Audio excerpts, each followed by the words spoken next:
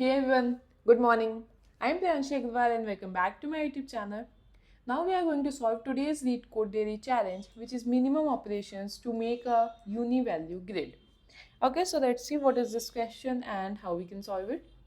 So in this question, you are given a 2D integer grid of size m cross n and an integer x, and in one operation you can add x or subtract x from any element in the grid.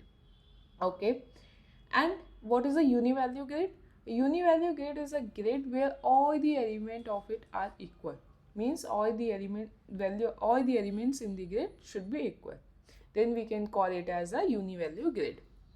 And you need to return the minimum number of operations to make the grid uni-value. And if it is not possible, then return -1. Okay, so you have been given with a grid with some random numbers and an integer x, and you can either add x to any of the integers in the grid or subtract x from any of the integers in the grid at any number of times to make this grid uni-value, means to make all the values of the grid equal. Okay, and if it is not possible, then you need to return -1. Okay, so the one thing we need to do is we need to make the grid uni-value. It means we need to make all the elements of the grid equal by using this x, either adding x or subtracting x. And it is not possible, then return -1. But how we get to know that it is not possible to make this grid uni-value? How we get to know that?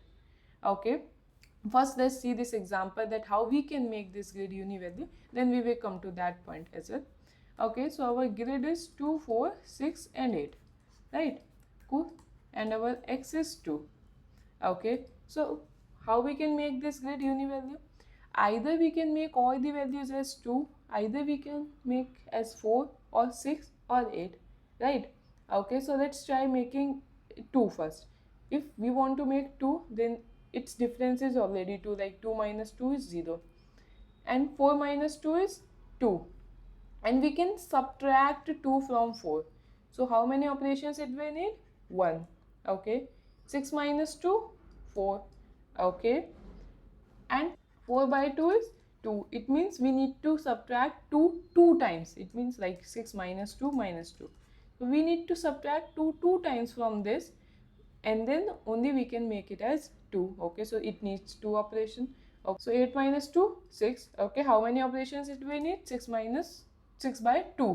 It means 3. It means 8 minus 8 minus 2 minus 2 minus 2. We need to subtract 2 3 times from the 8, and then only we will reach 2. So it will need 3 operations. So if you want to make all the elements as 2, then how many operations we will need? 0 plus 1 plus 2 plus 3, which is 6. Okay, let's suppose if we want to make all the elements as 4. Okay, so let's start. It will be 0, like 4 minus 4 is 0. 2 minus 4, we will take the absolute value here only, like 4 minus 2, or like yes, so it will be 2. Okay, so we need to add 2 in it, because we can either add or subtract, we can do any of them, so that's why we are taking the absolute value here, otherwise it won't work. Okay, so we can add 2 here, so 2 by 2 is 1, so we need one operation to make this 2 as 4. Cool. Okay, 4 minus 6, which is also 2, so we can subtract 2, and 2 by 2 is 1, so it will also need only one operations to make this 4. And then 4 minus 8 is 4, 4 by 2 is 2, so we need 2 operations to make this 8 as 4. How we can make 8 minus 2 minus 2, so we need 2 operations, and the total number of operations will become 1 plus 1 plus 2, which is 4. Okay, and in the question we are asked to return the minimum number of operations. Okay, so till now what we have is 6 and 4, and the minimum is 4. Yeah, right, among this 6 and 4. Okay, but what if we want to make all the elements equal to as 6? Let's try that as well. So the difference will be 0 for 6. Okay, so let's try for like 6 minus 2, which is 4. So 4 by 2, which is 2. So 2, we need 2 operations to make it as 6. How? So we can add 2 one times in 2 and then another one time, then it will become 6.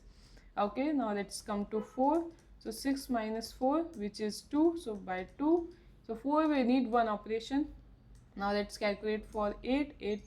6 minus 8, which is 2, by 2, which is 1. So we can subtract 2 1 times from 8 to make it as 6. Okay, so the total number of operations will become 1 plus 1 plus 2. It is also 4.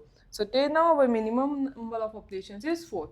Let's try the last case as well, in which we can make all the elements equal to 8. Okay, so let's for 8 it will be 0. Now let's try for other elements. 8 minus 2, it will be 6 by 2, which is 3. So it will need 3 operations. Now let's calculate for 4. 8 minus 4, which is 4 by 2, which is 2. So it will need 2 operations. Similarly for 6, 8 minus 6, 2 by 2, which is 1. Okay, so in this also we will need 6 operations. So from all of these, the minimum is 4. So what we can predict from here is that we can make all the elements equal to some element, or we can say we can make this grid uni-value in minimum 4 operations. Okay, but this is a kind of very brute force approach, in which what we are doing is we are checking for all the elements of the grid that we can make them equal to this element, this element, this element, or this element. So this will become of complexity of m cross n square, which will obviously not going to work, because m cross n can be up to 10 to the power 5. So it will be 10 to the power 5 the square, it means 10 to the power 10. So it will give you TLE. Okay, I will come to the optimized approach, but let's first see the case of when we need to return the minus 1. This was not the case when we need to return minus 1, but in which case we might need to return minus 1. Okay, so let's see that case first. Let's suppose you have been given with some array 0 1 and you have been given with x as 2. Okay, so let's see, if we add 0 or subtract 0 in any way, can we reach to some common number? Let's see with some example like this: 0 1 2 3 4 minus 1 minus 2 minus 3 minus 4. Cool.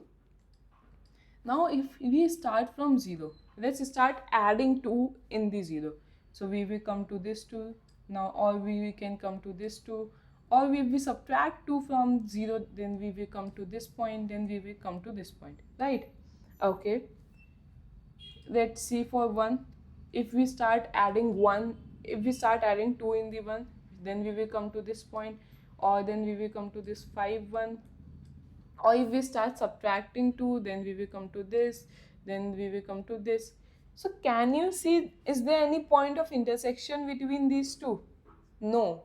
So what we can derive from here is that if the modulo of this are not equal, then we can never make the grid uni-value. Let's see this, like 0 modulo 2 is 0 and 1 modulo 2 is 1. So whenever we will add or subtract something in 1, then always it will give as modulo 1. And whenever we will add or subtract something is 0, then always its remainder will be 0. So if the remainders are not equal, then there will be no point of intersection between them. It means we can never make that grid a uni-value grid. Okay, so this will be our base condition, that if the modulo of any two elements in the grid, if the remainder of any two elements in the grid are not equal, then we can never make that grid as uni-value. Okay, now let's come to the optimized approach. Like there are a lot of ways in which we can solve this question, either with prefix sum, 2 pointers as well, but the time complexity of all the approaches is same, and the level of complexity of those approaches is, I found, a little bit difficult. So I will tell you the approach which I found the most intuitive and the easiest one. Okay, so in this brute force, what we were doing is we were checking for every element, right? Can we make all the elements equal to 2, equal to 4, equal to 6, equal to 8? But like, do we really need to check for all the elements? Let's say you have been given with these elements and you need to make all the elements either equal to 2, 4, 6 or 8. Okay, so let's see, if we are thinking about making them equal to 2, then we will need to change all these elements, right? And the difference between 2 and 8 is going to be maximum, so it is obviously going to take the maximum number of operations, right? Okay, let's say if we are thinking of making them equals to 8, so uh, we need to move towards right.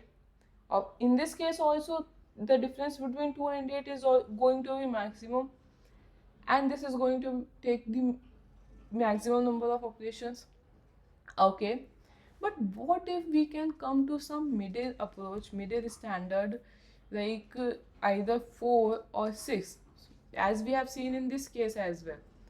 Making all the elements equal to 2 was taking 6 operations, and making all the elements equal to take was also taking 6 operations, but making elements equals to 4 and 6 were taking only 4 operations. So what we can derive from here is that if we can consider some middle point from all of these elements, and we make all the elements equal to that particular number, then we can get the minimum number of operations. We don't need to check for all the elements that can we make it equal to this, equal to this, equal to this, and so on. No, we just need to find the middle element, or which I can say as a median, so that we can make all the elements equal to that element. Because if we want to make all the elements equal to the median, then only we can get the minimum number of operations to make that grid univalue. Why? Because you can see like the difference between 2 and 4 is less, 4 and 6 and 4 is less, 8 and 4 is less than the difference between 2 and 8. That's why they are going to take anyways minimum operations if we want to make them equal to some end elements. Okay, but this, you are talking about these elements and we are given with this grid, so how we will do this? So what we can do is we can simply store all these elements in a flat grid or something, and then we can take out the median element by sorting the array, and then we need to again iterate on our complete this flat grid, I can name it as. Then we will need to iterate in this flat grid and calculate the minimum, calculate the operations for each element, like how many operations 2 we need, how many operations 6 we need, how many operations 8 we need, and so on. So in this way we will be able to get our minimum operations. Like cool. So let's try code this so that you will get a better idea. So let's store the size of the grid in n and m. Cool. Now first what we need to do is we need to create a flat grid. Cool. Now we will iterate in our array. Row is equals to 0, row is less than n, row plus plus, and for int column is equals to 0, column is less than m, column plus plus. And we need to also consider that base condition. So let's say int mod is equals to grid of 0 0 by x, right?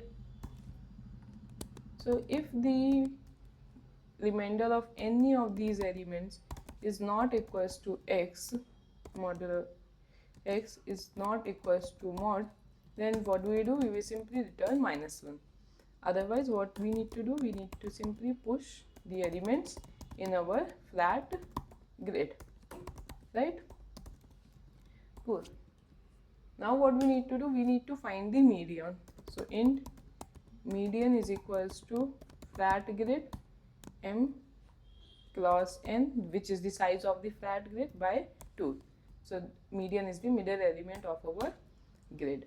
But before finding the median, we need to sort our flat grid, right? Otherwise, how will we get it? So flat grid dot begin, flat grid dot end. So we have got our median. Now again we need to iterate in our array.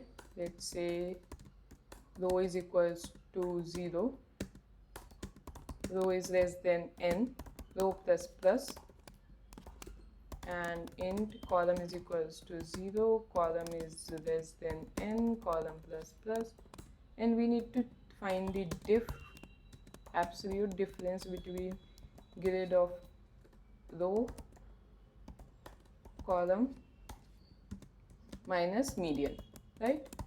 And what we need to do is we need to simply add this in our minimum operations. So let's declare one more variable, minimum operations is equals to 0. So minimum operations plus is equals to diff by x, right? And finally we will simply return minimum operations. Cool. Let's try run this. What I have done wrong here is that it is returning -1 in every case.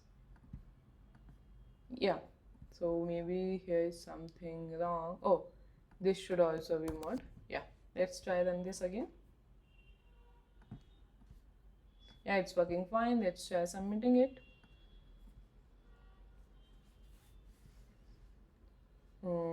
Why it is giving me wrong answer? Oh, so here it should be M. I don't know why I'm doing so silly mistakes, but yeah. Okay, so let's try submitting it again. So yeah, it's working fine. So now let's talk about its time and space complexities. So as you can see, we are doing this one iteration in our complete grid, so which will take m into n, and then sorting this grid. So the time complexity for sorting is n log n, where n is the total number of elements, and here the total number of elements are m cross n. So it's the time complexity for sorting will be log of m cross n, log of m cross n, and again we are iterating on this array. So it will again m cross n. So its overall time complexity will be m cross n log mn. And we are using this flat grid vector which will store m cross n elements. So its space complexity will also be m cross n. So yeah, this was all for this approach, and for other approaches using prefix sum, suffix sum, and 2 pointers as well, the time and space complexity was same, but I found this approach was the most intuitive and easiest one. That's why I have explained this approach in this video. But if you want to understand these approaches as well, then do drop a comment. I will surely try to make videos on these approaches as well. But yeah, this was all for this question. I hope you get it, but if you still have any doubts, then you can surely post in the comment section. I will try to answer them. Till then, bye guys, see you in the next video.